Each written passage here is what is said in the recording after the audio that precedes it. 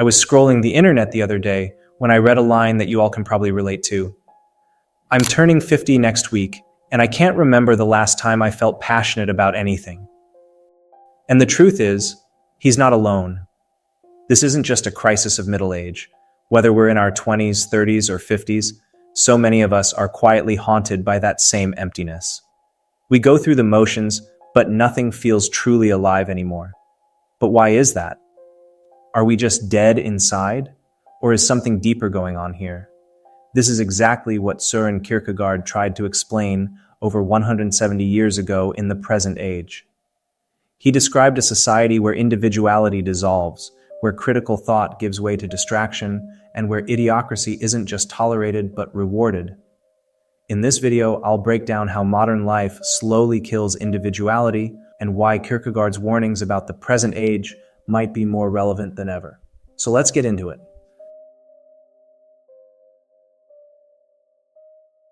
Kierkegaard described the present age as fundamentally one of prudence and reflection without passion.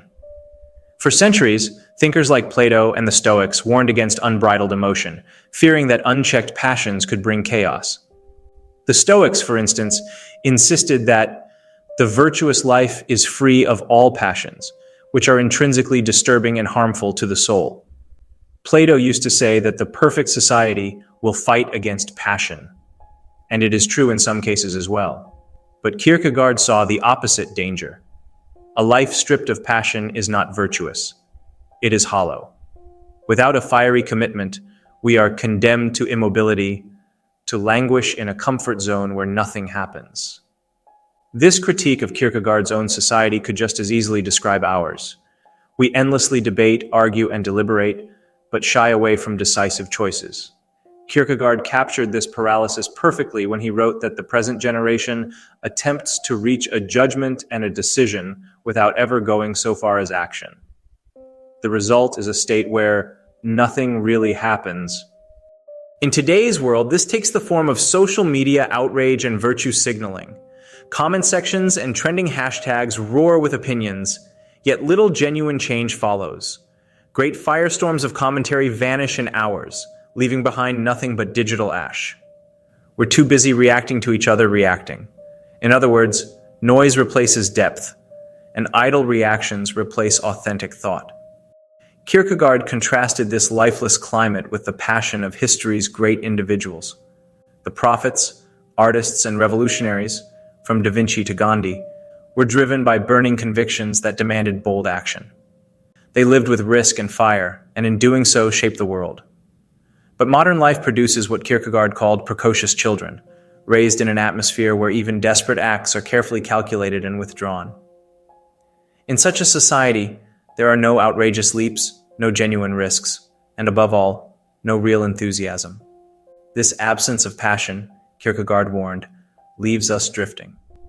Without commitment, we become spectators of life instead of participants. And the irony of our times is that it's far easier to go viral by saying nothing than by daring to say something true. Viral reactions get rewarded. Authenticity gets punished. In such an age of reflection, as Kierkegaard saw it, nothing really happens, and the individual slowly disappears. And why this happens was a warning by Søren Kierkegaard, which I am going to discuss now. Kierkegaard also saw how distracting streams of information drain away individuality. In his time, it was the rise of the newspaper and press that created a new public absorbing people's attention. He warned that a person surrounded by the multitude, wise to the ways of the world, will forget himself, finding it easier and safer to be like the others, to become a copy, a number, a mass man. This picture feels strikingly familiar today. Social media, news apps, and 24/7 streaming form our modern public, constantly bombarding us with data. We scroll endlessly through feeds where information demands only that we react. The result is distraction, not enlightenment. Kierkegaard suggested that this overload turns the individual into a passive spectator. He vividly described the press as creating an abstraction. The individual reader of the press is not the public. A public produces neither a situation nor simultaneity. In other words, reading about events is not the same as experiencing them. Each person sits alone with the same headlines, yet there is no genuine action, no true collective experience, only shallow representation. We may feel informed, but we rarely do anything meaningful with that information.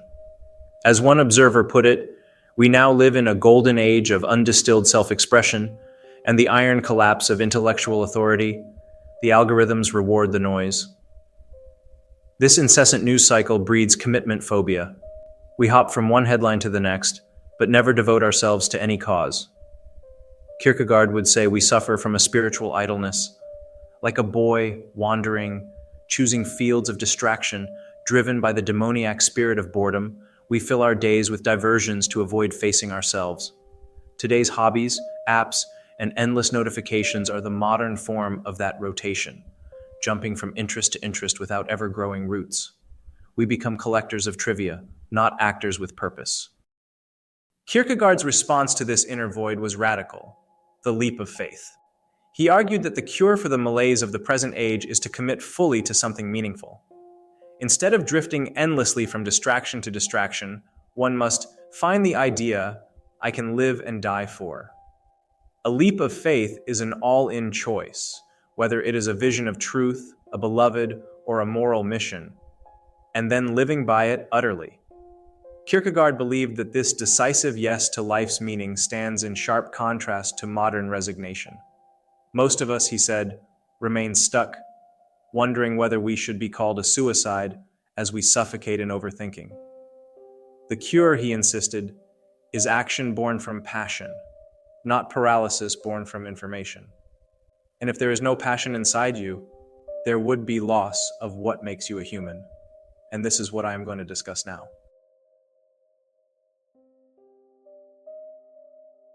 The twin curses of passionlessness and distraction ultimately culminate in something far more devastating: the loss of individuality itself. Kierkegaard was deeply concerned with how the modern crowd crushes the single human being. He warned that mimicking others becomes the lowest stage of losing oneself. In a world of constant media validation, we chase trends not because we truly desire them, but because everyone else has them. Social media algorithms thrive on this instinct. Once a thing becomes viral, people join in unthinkingly, afraid to be the lone dissenter. The courage of the group inflates the success of trivial projects, while an individual alone lacks the same daring. This leveling of human existence, Kierkegaard argued, is not just figurative, but mathematical. He describes how modern people insist on equality in the worst sense. It takes so and so many to make up one individual. People add themselves together for the most trivial purposes. The crowd dilutes responsibility and uniqueness until no one feels special.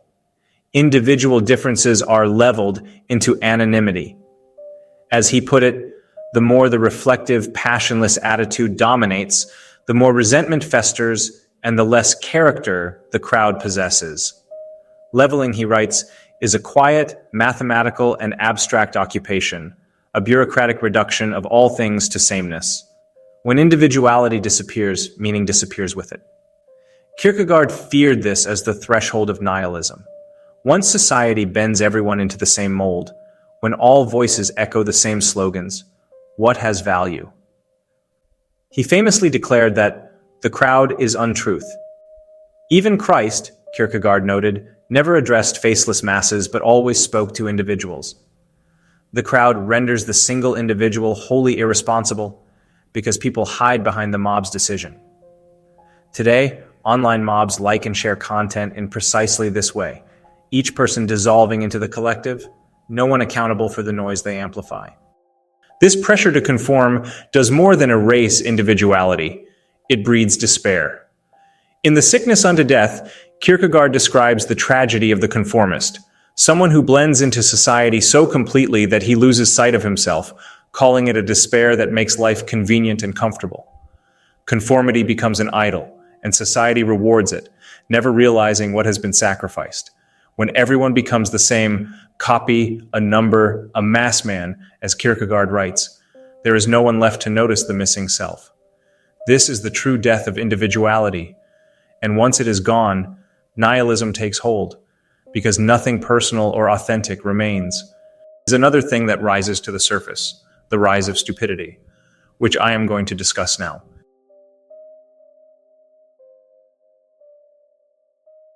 If, as Kierkegaard said, the crowd is untruth, then it follows that in modern life, the loudest untruth often reigns supreme. In our media-saturated age, shallow stupidity is not only tolerated, but rewarded, while genuine insight is routinely ignored. Kierkegaard was already skeptical of the press in his own time, calling the mass media the most wretched, the most contemptible of all tyrannies. The internet has only intensified this tyranny. Clickbait headlines, memes, and outrage-driven stories dominate our attention economy. As one critic aptly describes it, we now live in a coliseum of vanity governed by spectacle rather than substance. Virality has become the new currency of knowledge. Empirical evidence confirms Kierkegaard's fears. Falsehoods and trivia spread more widely than truth. Studies reveal that falsehoods have 70% more likelihood of being retweeted than truths. In other words, stupidity goes viral while wisdom languishes. Thoughtful writers and thinkers may craft carefully reasoned arguments, but their words are drowned out by amateurs shouting oversimplified slogans. As one observer warns, we have become allergic to wisdom, preferring to swipe away anything that challenges us. Serious conversations attract few clicks, but a sensational or enraging soundbite sets the internet ablaze. Kierkegaard's insight rings clear. In an age of reflection without passion, visibility equals virtue. What appears most frequently on our screens is trusted, regardless of whether it is true or false. The practical effect is that louder fools are granted higher platforms than quiet thinkers. Algorithms that drive the internet reward engagement above all else. As Kierkegaard foresaw, the crowd amplifies the unworthy and crucifies truth with the weight of mass opinion.